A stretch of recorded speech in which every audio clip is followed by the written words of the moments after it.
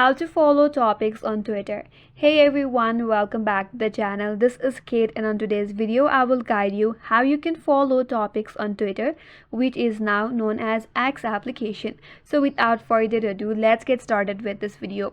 First of all, launch your Twitter or X application in your mobile device and make sure that you're logged into your account. Now you have to go to the search tab. For that, tap on the search icon from the menu bar at the bottom of this interface. Navigate to the search tab at the top. Now you have to search for the topic that you are interested in.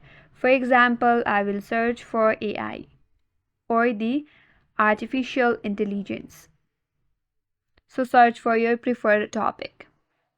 Now scroll through this available topics here and select the one that you would like to follow. Tap on this topic. After you head towards that topic, there is a follow button. Tap on follow. Now you are following this topic.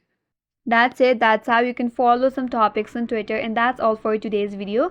Hope this video was helpful, and if you are new to our channel, consider subscribing. Thanks for watching and stay tuned for more videos.